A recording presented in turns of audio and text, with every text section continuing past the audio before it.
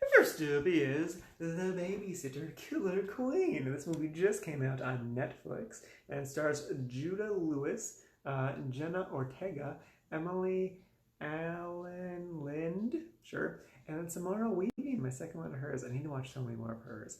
I've watched half of all of her movies, but anyway. So this is a sequel to The Babysitter, which came out a couple years ago. I should have looked up what year it was, but I didn't because I'm lazy. And the first one's great. I definitely recommend it. It's like a slasher movie that's full of pop culture references and it's way better than it has any right to be. Both of them are directed by Mick G, who did the show Chuck. He also did Terminator Salvation. He's not a great director, but he definitely has like a style, and that's kind of what is fun with this movie. Is it's definitely like a very unique, fun, stylish movie, and it's solid. I definitely like the first one more, but I think I would have enjoyed this one even more had I rewatched the first one before watching this, just because it's been a couple years and I need like a little refresher.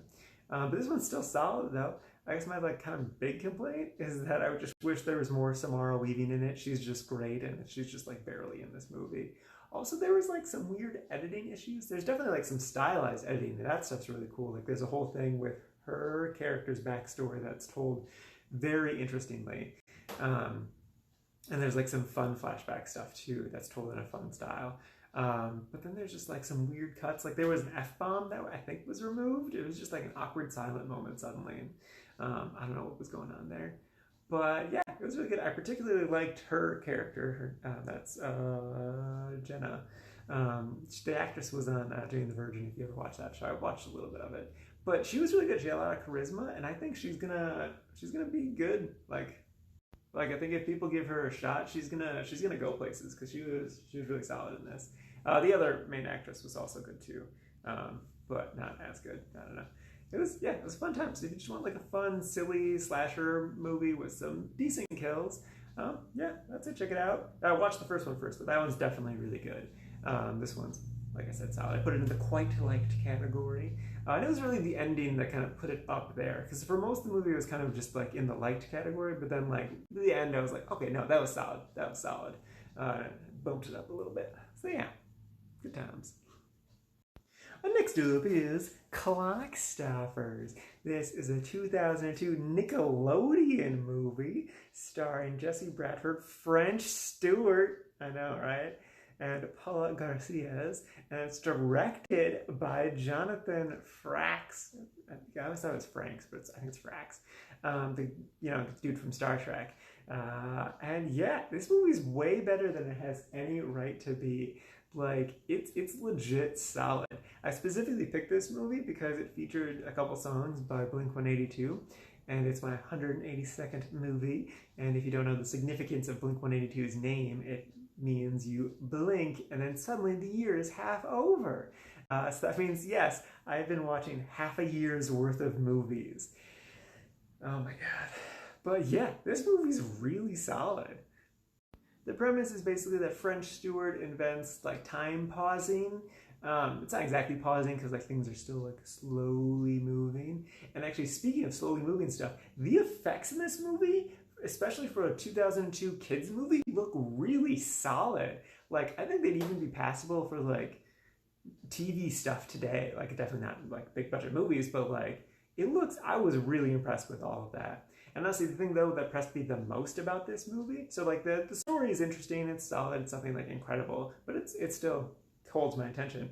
But what really impressed me was Paula's character, because she is like legit a strong, independent woman who needs no man. And she's just like a badass in general and interesting. And I love the part where main dude's like, oh, I'm so sorry I got you into this. And she's like, no, stop it. I got myself into this. I chose to do this. You don't apologize, because I brought this on myself, essentially. I was also really impressed with how diverse the movie is, because she's, one of the main characters, and she's from South America, and then the black dude there is like the goofy sidekick. He's not in a ton of the movie, but like in general though, like there is a lot of diversity in this movie, which is really impressive. Yeah, it's really good. If you saw it as a kid, I would say definitely watch it again. It's definitely better than you remember. If you haven't seen it as a kid, you might not enjoy it. I mean, if you're in the mood for like a silly, fun kids movie, because it's definitely a kids movie or like a tweens movie. Um, I mean, they go for it, give it a shot. Just it's a kids movie, but it's fun. It's good. It's better than it has any right to be, and it definitely feels like 2002. I don't know if I said that or not, but yeah. And the soundtrack's really good. Did I say that? I don't know if I said it. The soundtrack's really solid. Yeah, so it's good fun times.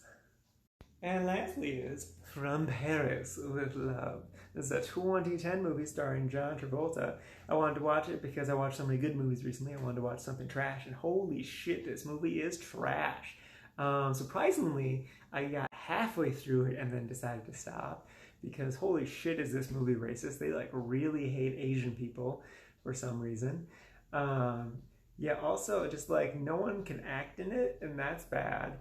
And then like John Travolta is just like a fat old man who they're trying to make into this badass killer, but he's just an ugly fat man, old man.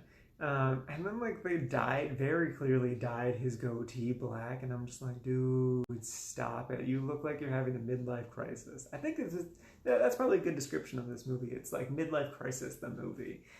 Surprisingly though, it wasn't sexist, or not that I really noticed, but that's more so because there really just aren't any female characters in it. I mean, like the sidekick dude, he has a wife that's like a whole thing, but I don't know. They surprisingly don't make any sexist comments there. At least that I noticed. I might not have been paying all that much attention. But yeah, this movie sucks. I got nothing else to say about it. I'm not surprised that it was this awful, but I'm surprised at how much I watched of it. But yeah, I hated it. So yeah, that's all. That's it for today. All right, whatever. Have a good day. Bye, peoples.